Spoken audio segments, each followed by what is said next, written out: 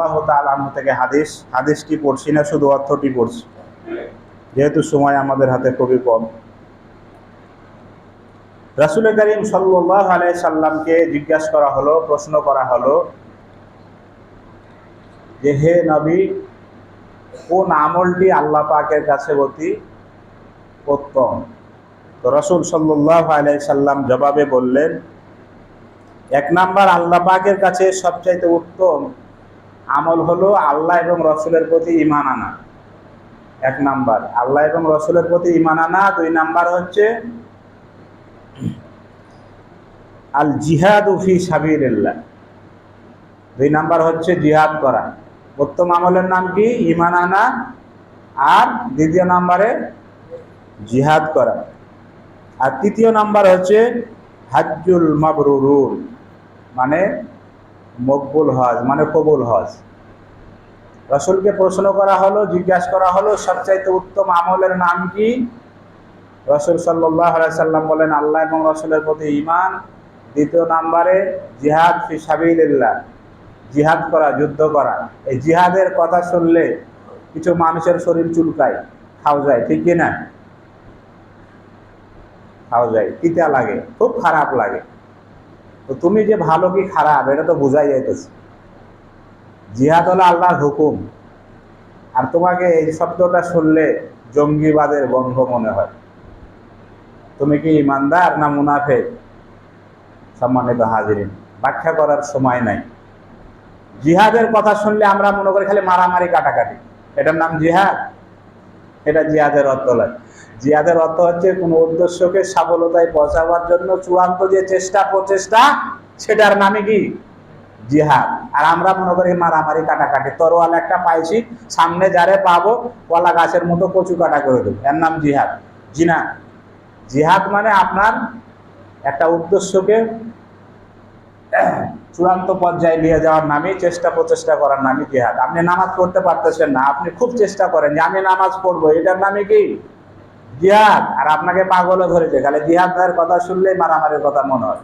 সম্মানিত হাজির, দুই নাম্বার আমল, উত্তম আমলের নাম জিহাদ।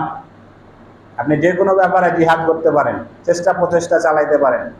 তৃতীয় নাম্বার হলো কি? মকবুল হজ, মানে কবুল হজ। সুবহানাল্লাহ। আরেকটা হাদিস পড়ি, খালি অর্থটা পড়ছি। এটাও আবু হুরায়রা রাদিয়াল্লাহু তাআলা আনহু থেকে বর্ণিত। রাসূল কারীম সাল্লাল্লাহু আলাইহি সাল্লাম বলছেন, যে ব্যক্তি আল্লাহর উদ্দেশ্যে হজ করেছে এবং হজের সময়, হজ আদায় করার সময় কোনো প্রকারের অশ্লীল কথাবার্তা না বলেছে, কোনো গুনার মধ্যে লিপ্ত না হয়েছে, তো সে যেন আজকেই তার মায়ের পেট থেকে দুনিয়াতে আসলো। বলেন সুবহানাল্লাহ। তাকে একেবারে নিষ্পাপ করে সেখান থেকে, হজের দেশ থেকে, কাবা ঘর থেকে আল্লাহ পাক তাকে ফিরাই দেন। বলেন সুবহানাল্লাহ। তাহলে হজ যদি আপনার কবুল হয়ে যায়, জীবনের গুনাহ মাফ হয়ে যাবে।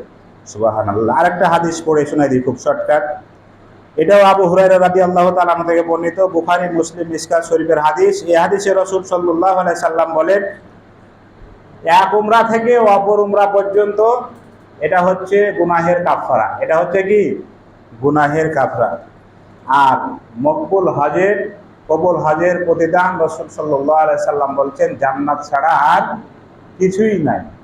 সম্মানিত হাজিরিন, তাহলে হজ যার হয়ে যাবে গুনাহ থেকে মুক্ত থাকবে, আর হজ যদি কবুল হয়ে যায় তাহলে সে জান্নাতি। সে কি?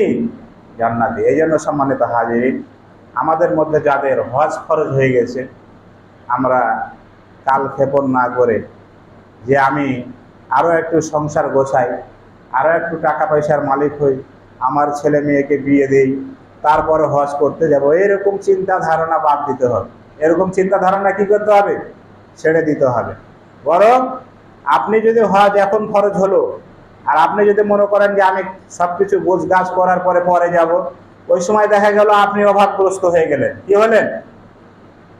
অভাবগ্রস্ত হয়ে গেলেন। সকালবেলার আমির রে তুই ফকির সন্ধ্যাবেলা, কবির ভাষা। সকালবেলায় আপনি আমির মানে ধনী, এমনও তো হতে পারে সন্ধ্যাবেলায় আপনি ফকির হয়ে যেতে পারেন, ঠিক কিনা? বহুত নজির আছে। বোধ নদীর আছে না, 150 বিঘা সম্পত্তির মালিক ছিলেন বাবা, সন্তানরা এখন মানুষের কাজ করে বেড়ায়, আছে কি না? আছে। এই জন্য হাদিসে বলা হয়েছে যখন তোমার উপর হজ ফরজ হবে তখনই তুমি হজ আদায় করে নাও, কারণ পরবর্তীতে আশা করে থেকো না। যদি তোমার ওই সময় টাকা না থাকে তাহলে হবে এটা কি, তোমার উপর হজ ফরজ হয়ে যাওয়ার কারণে তুমি যে আদায় করো না, এই জন্য তোমাকে গুনাহগার হতে হবে। বলেন নাউযুবিল্লাহ। সম্মানিত হাজিরিন, এই জন্য মেয়ের বিয়ে হয় নাই, ছেলের বিয়ে হয় নাই, আমার ব্যবসা প্রতিষ্ঠান আমার উদ্দেশ্যে পৌঁছে নাই, আমি আর একটু পর যাব, তারপরে সব শেষে যাব, এগুলো শয়তানের ধোঁকা। এগুলো কিসের ধোঁকা? শয়তানের ধোঁকা। এই জন্য হজ ফরজ হলে আপনি তাড়াতাড়ি হজ করুন। আর হজ ফরজ হওয়ার জন্য কতটুকু টাকার দরকার একটু বলেন তো? যাওয়া আসার খরচ, আর যতদিন থাকবেন সংসার চালানোর খরচ, বাস হয়ে গেল। সাধারণ কথা, এটাই